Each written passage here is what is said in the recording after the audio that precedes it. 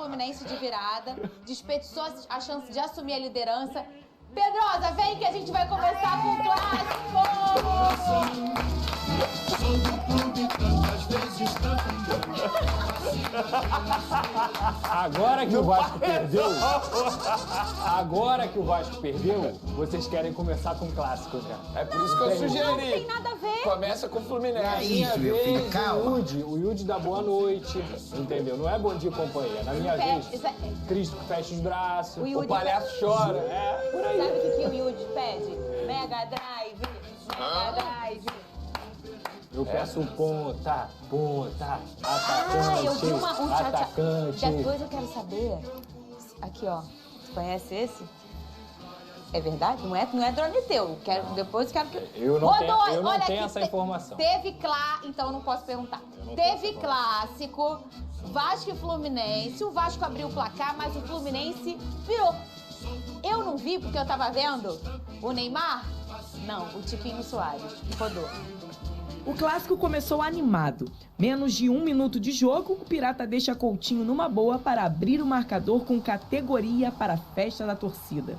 Mas a partida prometia emoção. O Fluminense respondeu com um belo chute de Canóbio. O jogo ficou mais quente após Lucas Oliveira fazer essa falta em áreas e tomar cartão. Ele mesmo bate para Thiago Silva deixar tudo igual. Pelo Vasco, Verratti tenta e se perde. O tricolor era mais eficaz. Arias leva perigo. Novamente ele briga pela bola, que sobra para Gabriel Fuentes arriscar e Cano só empurrar para o fundo da rede. Virada do Fluminense. Segundo tempo, o Vasco busca o empate com Payet sem sucesso. A partida esquentou quando o auxiliar do Flu tomou cartão vermelho. Gabriel Fuentes tem a chance de fazer mais um e desperdiça. Final, virada e vitória do Fluminense por 2-1, subindo na tabela e impedindo o rival de assumir a liderança. Lucas Pedrosa e Vene Casagrande, boa tarde pra vocês, boa tarde pra você de casa. Daqui a pouco teve alguém que ganhou ontem também, quem foi? Ganhou não. Cadê? Põe a hashtag aqui no nosso Twitter, conversa com a gente lá no Twitter, vamos começar com esse clássico, começar com quem venceu. Então falo com você, Vene Casagrande, em relação ao Fluminense, que o Vasco teve um controle em algum momento, mas o Flu também mostrou, foi jogando nos pontos fracos do Vasco. Já o Pedrosa vai trazer quais são, e todo já ficou muito latente que o Vasco precisa desses pontas ali, tão comuns hoje no futebol, né? Ô, Vene Casagrande, o Fluminense soube jogar nessas falhas do Vasco da Gama, é isso, Vene? Exatamente, Fernandinha, mas bobeou ali no começo da partida, né? Quando permitiu o Vasco da Gama abrir esse placar. Né? 1 minutinho de jogo, e aí o torcedor tricolor já ficou preocupado, achando que poderia acontecer o pior. Começou aquela preocupação, mas logo depois o Fluminense se ajeitou em campo. O Mano Menezes utilizou uma escalação muito parecida com o que ele utilizou anteriormente contra o Botafogo, só que dentro de campo a gente pôde ver um time muito mais entrosado.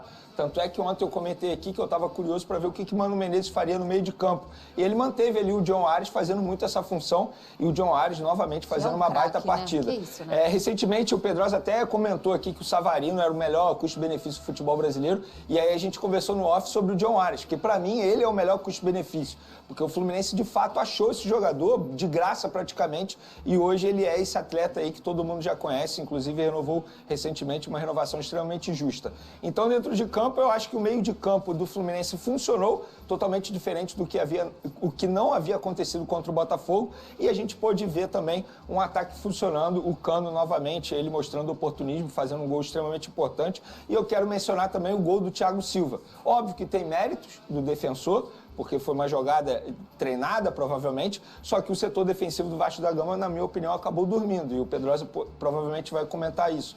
Porque não dá numa jogada como essa, uma cobrança de falta, o Thiago Silva fazer um gol de peixinho, sabe? Ele estava sozinho, falharam, o setor defensivo do Vasco acabou falhando a marcação e permitiu o Thiago Silva fazer o gol.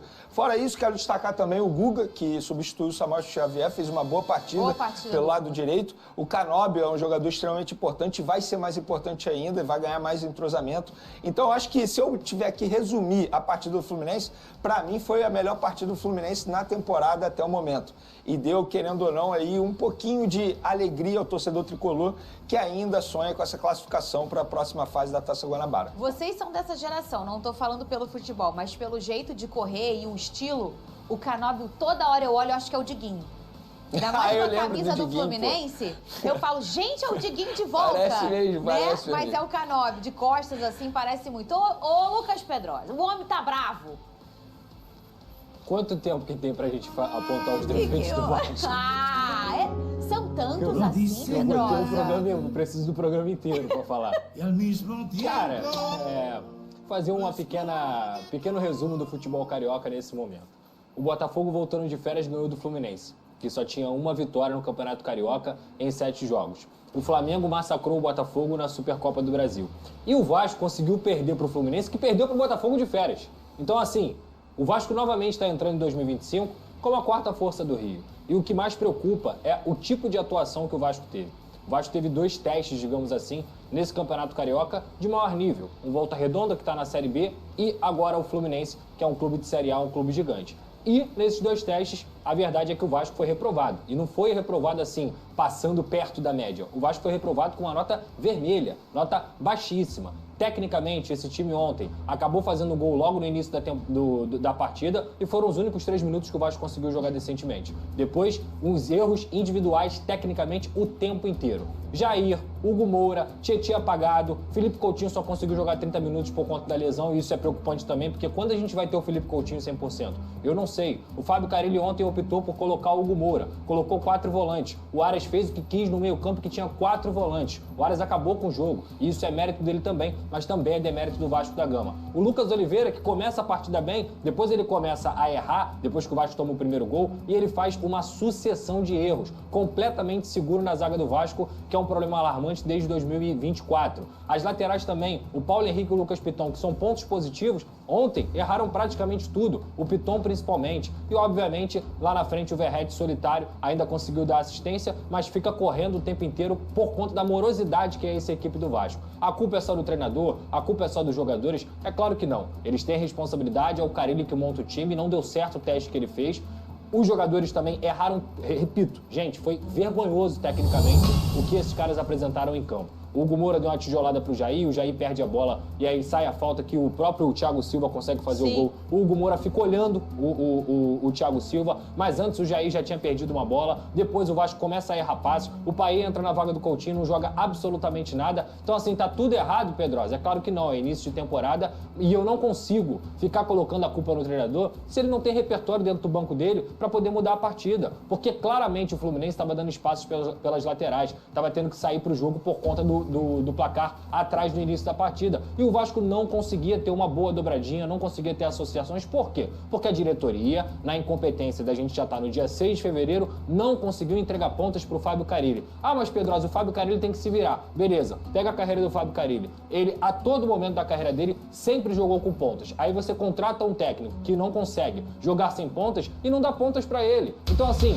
é fácil cobrar do treinador? É fácil o treinador ser sempre escudo? É muito fácil. E a diretoria? Tá entregando material humano para esse cara? O time, daqui a pouco, os bons jogadores vão começar a ser crucificados de novo, porque o Vasco hoje ainda tem um elenco deficiente, principalmente na parte ofensiva, isso é culpa da diretoria. Então assim, o Campeonato Carioca, o laboratório do Campeonato Carioca, ele serve para hoje essa diretoria acordar, porque falta um pouco mais de 20 dias para a janela de transferências fechar e o Vasco não tem atacante. O único atacante que o Vasco tem disponível se chama Pablo Verratti e ele obviamente não vai ficar resolvendo o jogo sozinho. Eu posso mencionar um fator no Fluminense que eu acabei esquecendo? A entrada do Riquelme, que o Mano Menezes acabou surpreendendo, colocou o jovem jogador como titular, eu acho que foi um acerto.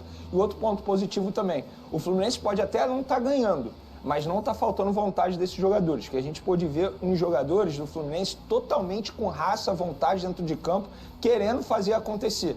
Tá? Então, assim, eu acho que isso precisa ser destacado também. E ontem estavam com espírito de clássico mesmo. É isso, inclusive, exatamente. Inclusive dando bote nos erros do Vasco, né? Exatamente, perfeito, assim. Parecia uma final de campeonato para eles, sabe? Então, acho que muita gente estava especulando como se o Mano Menezes, não tem o abraço dos jogadores. Eu não vejo dessa forma. Eu acho que a estratégia do Mano pode não estar dando certo, mas não porque os jogadores, entre aspas, querem derrubar o Mano Menezes. Isso eu não vi ontem, não. E assim, eu acho que dentro desse confronto, o Vasco perdendo, que foi o que aconteceu, ele acende um sinal que já estava bem chamando atenção em relação aos pontas. Tudo já era falado, todo mundo já sabia, mas eu acho que isso ficou ontem muito nítido. Pro lado do Fluminense, se fosse ao contrário, o Fluminense perdendo, o Pedrosa trouxe aqui. A pressão no Mano, a pressão no Flu, ela ia ser gigante. Não ia ser nessa questão de, acende um sinal, precisa se reforçar. Ia ser no sentido, como que vamos seguir essa temporada? E não por ser opinião nossa, porque é o que ia acabar acontecendo. A torcida já estava em cima, eu acho que a torcida do Flu ontem deu um alívio de tipo, será que a gente começou agora, enfim, a temporada? Ô, Pedrosa, Coutinho marcou ontem, né? Você falou que saiu por questões clínicas, né? Se tem atualização da situação do Coutinho, por que ele saiu? Se já tem algum exame feito? Ele sentiu no aquecimento um problema no adutor da coxa. E aí, depois ele fez um teste no vestiário e ele conseguiu ir pro jogo e conseguiu fazer o gol aí logo no início da partida. Mas com 25, 30 minutos você já via ele tendo dificuldade, mancando um pouco. O Payet foi chamado e entrou na vaga do Coutinho. O Fábio Carille, na entrevista coletiva, disse que não adianta a gente querer dar qualquer tipo de diagnóstico sem o exame. Então tem que aguardar o exame dessa situação do Felipe Coutinho para saber se a gravidade da lesão é muito grande ou se realmente foi só um incômodo, como, por exemplo, o Paulo Henrique teve na partida contra o Volta Redonda. Fato é que preocupa porque é um jogador que tecnicamente é diferenciado, mas que não consegue manter a constância física. E o Vasco paga mais de R$1 milhão para ele, o Vasco paga mais de R$1 milhão para o Payet. São jogadores que, teoricamente, a torcida espera sempre o diferente. Então, assim, cara, a questão física hoje no futebol ela é imprescindível. Se esses caras não estiverem bem fisicamente, eles não vão conseguir colocar o talento deles em campo. Com lesão ou não, ele já prejudicou o Vasco, né? Porque ele teve que ser substituído aos 30 minutos do primeiro tempo. Se ele ficasse em campo, provavelmente o Vasco poderia render mais. O Payet entrou mal, como o Pedrosa mencionou. Com lesão ou não, já está prejudicando. A efetividade dele, né? Ele pode finalizar uma bola no clássico com o Flamengo, gol do Coutinho. Ontem, gol do Coutinho. Ele é um cara, ele é fora da curva, né? Então, realmente, só a questão dele estar em campo, a esperança do torcedor, obviamente, cresce vertiginosamente.